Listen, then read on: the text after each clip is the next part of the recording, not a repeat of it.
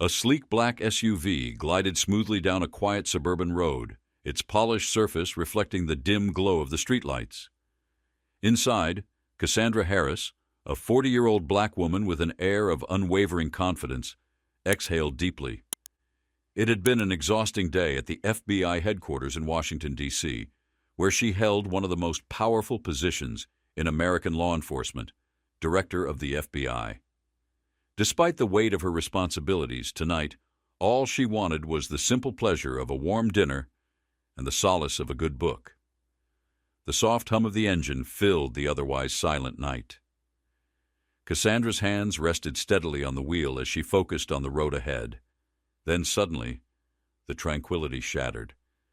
The unmistakable glare of flashing red and blue lights erupted in her rearview mirror, accompanied by the shrill wail of a police siren. A familiar tension crept into her chest as she furrowed her brows. She hadn't broken any traffic laws. Her speed was well within the limit, and there was no apparent reason for a stop. Yet here she was, being pulled over. Suppressing a sigh, she signaled and eased her SUV to the curb, rolling down her window as she waited.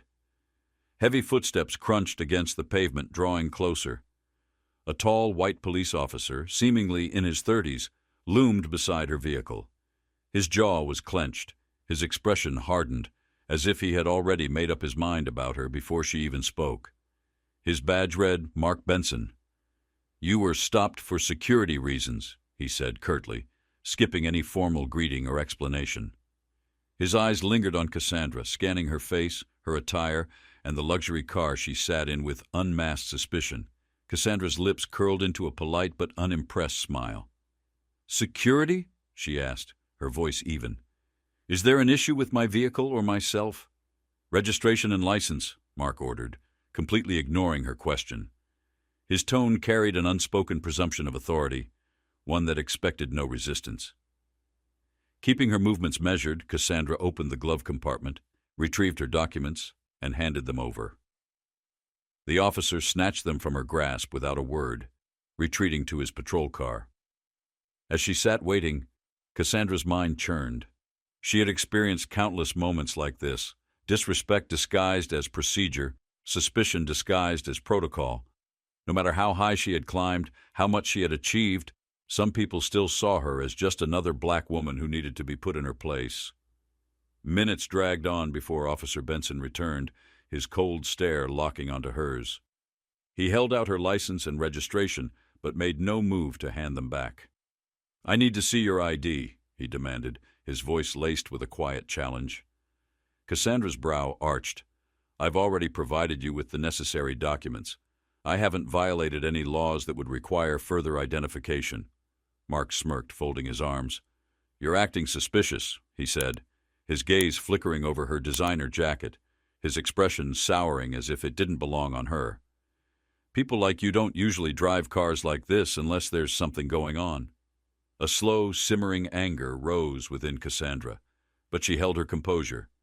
"Suspicious?" she echoed. "And what exactly makes me suspicious, officer?" Mark's shrug was nonchalant, but his eyes gleamed with something colder. "Nothing special, but I'm the one in charge here, and if you don't produce ID, I have every right to take you down to the station." Her grip tightened around the steering wheel. "Sir," she said, her voice calm but firm, "your request is not only unnecessary, it's illegal. I have complied with the law. Unless you have a valid reason, I will not provide additional documents." His jaw twitched, and his fingers flexed at his sides. His eyes darkened with irritation, his authority feeling threatened. "Don't tell me how to do my job, sister." The words sliced through the air like a blade. Cassandra's body went rigid, but she refused to let him see the wound his words had opened. She had heard it too many times before, always in moments like this, always meant to remind her of where men like him thought she belonged. Slowly she met his gaze, her voice unwavering. "I am not telling you how to do your job. I am reminding you to do it properly. You are abusing your authority, and that could lead to consequences." Mark let out a short, bitter laugh. "Consequences?" he scoffed. "And who do you think you are to threaten me?" Cassandra inhaled deeply, her patience stretched thin. I know the law, Officer Benson, and I know my rights. If you continue down this path, you may find yourself explaining your actions to someone you weren't expecting. Mark's expression twisted with contempt, his ego bruised by the audacity of a black woman standing her ground. His hand hovered near his utility belt, not quite reaching for anything, but making his message clear. The tension between them thickened, a silent battle of control and defiance hanging in the air. Cassandra knew men like him, men who believed their badge was a shield against accountability. But what he didn't know, what he couldn't possibly fathom, was that the woman he was trying to intimidate was not just another civilian. She was the director of the FBI, and this was far from over.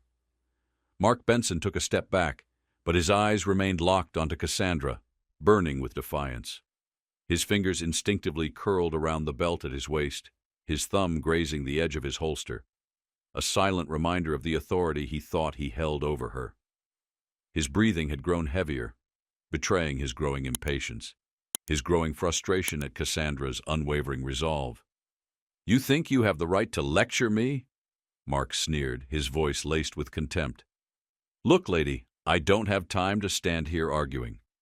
Either you show me your ID right now, or I'll have no problem using force." Cassandra remained composed, her expression calm, yet unyielding. "Officer Benson, I have already provided all legally required documentation. I have done nothing wrong. If you persist with this behavior, you are putting yourself in a very precarious position." Mark's jaw clenched, his teeth grinding audibly. "Precarious? Are you threatening me?"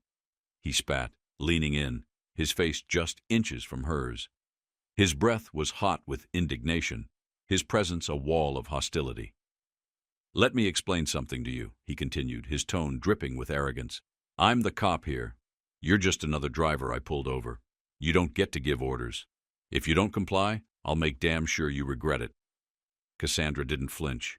She had seen men like Mark before, men who wielded their badges like weapons, who let their authority blind them to their duty. This wasn't about protocol. This was about power, and she had no intention of backing down. "You are abusing your authority, Officer Benson," Cassandra said, her voice cool, steady, but edged with unmistakable steel. "I am warning you now. If you do not stop this unlawful behavior, you will be held accountable for your actions." Mark's face darkened, his frustration boiling over. With a sudden burst of aggression, he slammed his palm against the roof of Cassandra's car, the sharp sound slicing through the night air. "Do you even know who you're talking to?" he barked. "I'm the one in charge here. I don't need your damn lectures." A wave of anger surged through Cassandra, but she refused to let it show. She knew that reacting emotionally would only give him more ammunition. Instead, she leveled him with a piercing stare. "Then I suggest you call your superior here immediately," she said, her voice firm, unwavering. "This situation needs to be addressed at a higher level." Mark let out a bitter, mocking laugh, his expression twisted with scorn. "Call my superior? Are you serious? Who the hell do you think you are? I don't need anyone to handle this. I make the decisions here." Cassandra arched an eyebrow, her gaze never wavering. "You will regret that decision." The words landed like a slap, and Mark's face twisted with fury. Without warning, he yanked his gun from its holster and aimed it at her, his hands trembling slightly, but his pride refusing to let him back down. "Get out of the car," he barked, his voice raw with rage. "Hands where I can see them, now." Cassandra's pulse pounded, but she remained outwardly calm. Slowly, she reached for her phone and stepped out of the vehicle, keeping her movements deliberate and measured. She knew what she was dealing with, an officer who had lost control, a man so consumed by his own authority that he was blind to the consequences of his actions. She met his gaze, unshaken. "Are you sure you want to do this, Officer Benson?" she asked, her voice cutting through the tension like a blade. "Are you certain that this isn't the decision that will end your career?" Mark hesitated. The gun in his hand wavered ever so slightly. Confusion flickered in his eyes, but arrogance still held its grip on him. Without breaking eye contact, Cassandra pressed a number on her phone, putting it on speaker. The line connected almost instantly. "This is Cassandra Harris," she said, her voice crisp and unwavering. I need immediate assistance. I have been unlawfully detained and threatened by an officer. Send the sheriff to my location immediately." Mark's face contorted with disbelief. "Who the hell are you calling? You think someone's going to save you?" Cassandra didn't respond to him. She simply ended the call and returned her attention to him. "The sheriff is on his way," she said smoothly. "I suggest you think very carefully about your next move." A flicker of uncertainty crossed Mark's face. His grip on the gun tightened, but his hands were no longer steady. Sweat beaded along his hairline. His power, his control, was slipping away from him. Moments later, flashing red and blue lights lit up the quiet road, cutting through the darkness like a spotlight on the final act of a play. The sheriff's car rolled to a stop, and a middle-aged man with a commanding presence stepped out. It was Sheriff David Morales, a veteran with decades of experience under his belt. He took one look at the scene before him, Mark Benson, gun drawn, facing an unarmed black woman, and his expression darkened with fury. "Benson!" he barked, his voice sharp and authoritative. "What the hell do you think you're doing? Lower your weapon immediately!" Mark's face drained of color. He hesitated, then hastily holstered his gun, scrambling to explain himself. "Sheriff, I was just following protocol. This woman refused to comply and—" "Enough!" Morales snapped, cutting him off. He turned to Cassandra, his brow furrowing as recognition dawned. "Director Harris?" he asked, his voice now laced with shock. Mark's head whipped toward Cassandra. "Director Harris?" he repeated, his voice barely above a whisper. His eyes widened in horror as the realization crashed down on him. Cassandra folded her arms across her chest, her gaze never leaving his. "Yes," she confirmed, her voice steady. "I am Cassandra Harris, Director of the FBI. And this officer has not only abused his power, but he has also drawn a weapon on me without cause." Mark stumbled backward, his face ashen. I didn't know," he stammered, his confidence completely shattered. Morales turned on him, his face thunderous. "You didn't know? You didn't need to know. This is unacceptable." He exhaled sharply, shaking his head in disgust. "You've just made the biggest mistake of your career."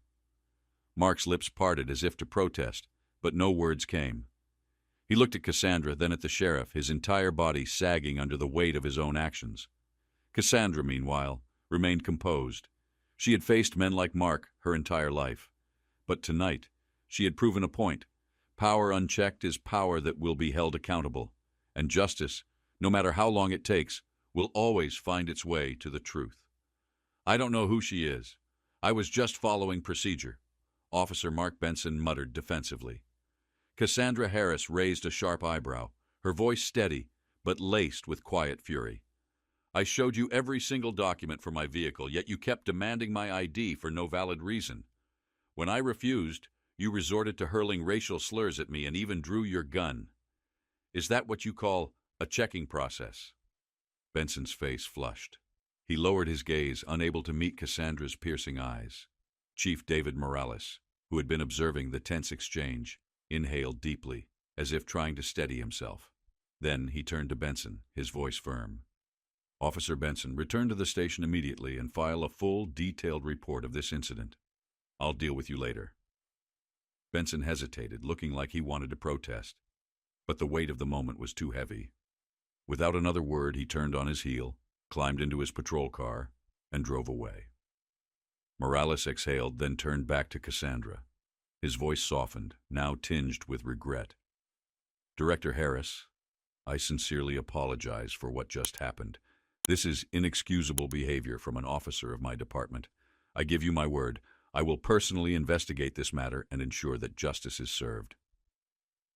Cassandra gave a slow nod, but her eyes remained cold, unwavering. "Thank you, Chief Morales. I expect you to do your duty, not just for me, but for every person who has ever been wronged by officers like him." Shame flickered in Morales' eyes. He dipped his head slightly, acknowledging the gravity of her words. "I understand. Do you wish to file a formal complaint?" "Absolutely," Cassandra answered without hesitation. "But before that, I want to make sure this entire incident is properly documented. This is bigger than just one bad officer. This is a systemic issue. Morales nodded again, this time with more conviction. I'll personally oversee the investigation and keep you updated on every development. Cassandra took a deep breath, trying to steady herself. The confrontation may have ended, but she knew this battle was far from over. As the FBI director, she was not just fighting for her own dignity. She was fighting for real change, for a system that had long been riddled with discrimination and abuse of power. Thank you, Morales, she said, her voice softer now, but still filled with resolve. I hope your actions prove to be the first step toward a better system. I will do everything in my power to make sure they are, Morales vowed, determination settling into his features. Cassandra studied him for a moment before giving him a small nod. Then, without another word, she turned and walked to her car. She slid into the driver's seat, but instead of pulling away immediately, she sat still, staring at the road ahead. The weight of the moment pressed heavily on her. What had just happened was unjust, but what needed to be done next mattered even more. When she finally drove away, her car's taillights vanished into the night, but her determination burned brighter than ever. In the days that followed, the quiet town sheriff's office was thrown into chaos. News of Officer Mark Benson pulling a gun on FBI Director Cassandra Harris spread like wildfire. The story was picked up by national media, triggering a wave of outrage. The pressure was immediate and relentless. People demanded accountability. Public figures, civil rights activists, and everyday citizens all voiced their anger. Chief Morales wasted no time. An internal investigation was launched. Evidence was gathered. Body camera footage, dashcam recordings, and Benson's own radio communications. The truth was undeniable.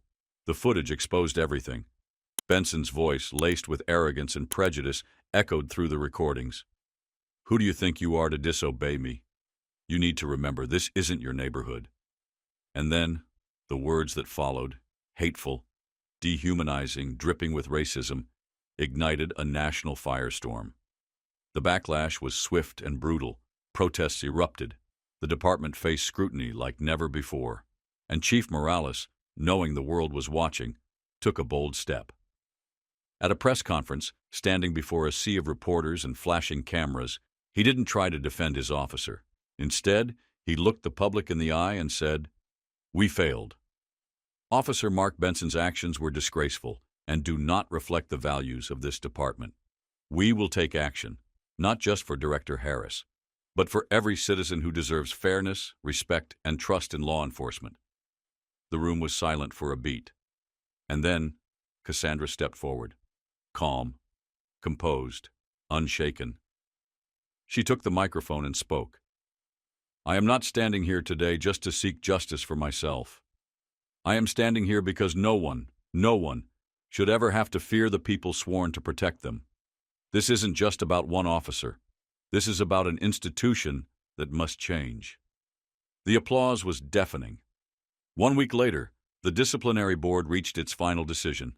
Mark Benson was fired. But it didn't end there. He was also blacklisted from ever serving in law enforcement again. His arrogance had crumbled. In a brief interview with a local reporter, his voice was small, almost regretful. I made a mistake. I never thought it would go this far. I let my prejudice cloud my judgment. I'm sorry. But the damage was done. And an apology wasn't enough to save his career. Yet the story didn't end with Benson's fall. It became something bigger, something powerful. Under relentless public pressure and Cassandra's unwavering stance, Chief Morales implemented sweeping reforms. 1. Mandatory anti-racism training. Every officer was required to undergo training on diversity, equity, and inclusion. No exceptions. 2. Full transparency. Every police vehicle and officer would be equipped with cameras. No more excuses. Every interaction with the public would be recorded. 3. Citizen accountability. A direct hotline was created, allowing residents to report misconduct without fear of retaliation. But Cassandra didn't stop at the local level. As FBI director, she took this movement nationwide. We must build a system where justice is not a privilege. It is a right, she declared, at a federal hearing, where no one is above the law and no one is trampled beneath it. Her story became a beacon of hope. She was invited to panels, forums, and conferences, inspiring millions. She had turned her ordeal into a movement, one that challenged the very foundations of a broken system. Looking back, she knew one thing for sure. She had done the right thing. She had not just stood up for herself, she had stood up for justice. And in doing so, she had paved the way for a better, fairer future. A future where power did not come from a badge or a gun, but from truth, integrity, and the courage to demand what is right.